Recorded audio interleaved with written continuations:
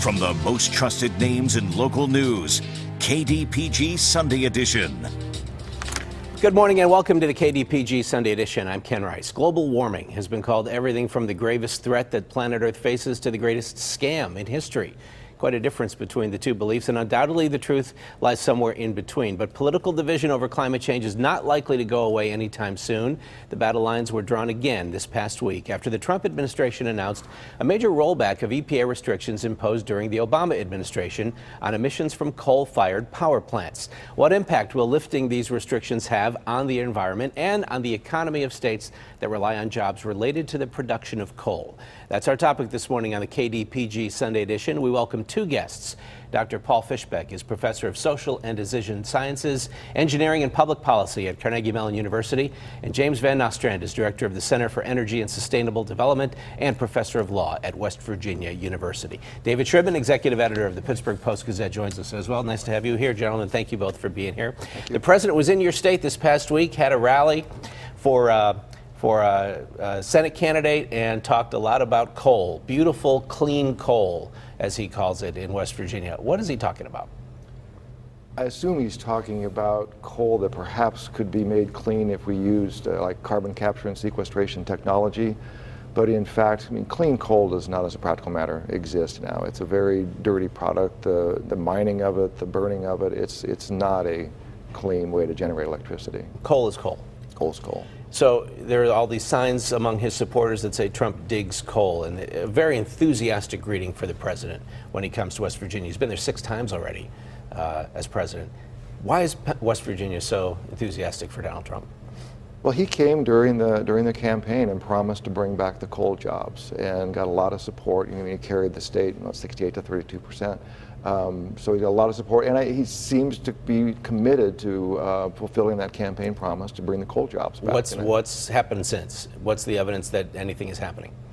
Coal plants continue to close one every 16 days. So we've had, out of 530 coal plants in 2009, we've got 260 left. So it hasn't really changed. They have the coal plants closing at the same rate in the Trump administration as we did during the later years of the Obama administration. And so this is a political sleight of hand or an achievement of the president, because the perception, the narrative is he is Mr. Save the Coal, right?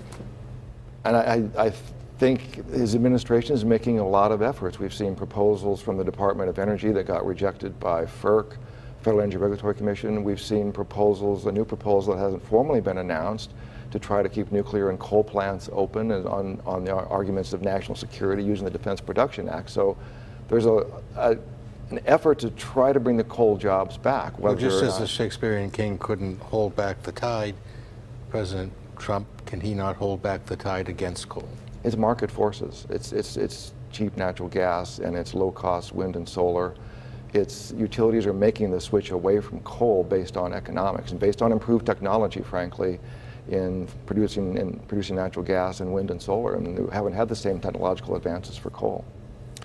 So when the EPA talks about rolling back the Obama era federal restrictions on carbon emissions, Paul Fischbeck, they're talking about rolling back something that was never even implemented, because it's been tied up in the courts. The Obama guidance was never implemented, and you made an interesting point before we started taping here. Even without the tightened rules under Obama, things started moving away from coal. Explain that. Yeah, because of fracking and the inexpensive natural gas that's available, utilities have been moving away from coal plants and building and using natural gas plants. And what that does, natural gas has about half the carbon emissions that coal does. And so for every plant or every megawatt hour that you move over, you reduce the carbon that's coming from electric power generation. But that's an untold story. I mean, so by market forces alone, the environment is being enhanced, or at least it's not being diminished at the same rate, and maybe some progress toward climate change may be in train. Oh, we've met the Clean Power Plan goals for 2025 last year. So we're 8 years, 9 years ahead of schedule as far as what the Clean Power Plan. So why did we have to wait for the KDPG Sunday edition to learn this? I haven't heard this. Well, there's an article that someone wrote that said that, but yeah, no, this has been out, and this is it's known, and this is why when you look at what this new program is going to do, this new regulation, it only has to go this far, not that far, because we've already achieved most of that already. But it's not solving the problem in terms of what consensus of scientists believe is the issue of the changing climate. Some people have said, some critics have said that the Obama policy didn't go far enough in reducing emissions to slow the rate of our warming planet. What do you make of market forces alone being trusted to sort of carry this transition forward toward cleaner energy? I mean, I think the fact that we've been able to get there without having a government regulation requiring it, the fact that market forces are doing, suggests that the Obama objectives were not that aggressive. And I think the environmental community, if we're going to try to keep global temperatures from increasing more than 2 degrees Celsius, and I think out of the Paris Accord, we're trying to get that down to 1.5, we have to have more drastic cuts in greenhouse gas emissions than the Clean Power Plan proposed. But even if there were a resurgence of coal in West Virginia, the market doesn't want it. Lots of states don't want it. Lots of states and consumers don't want it. Isn't the president kind of making a promise that almost by definition can't be kept? Yes.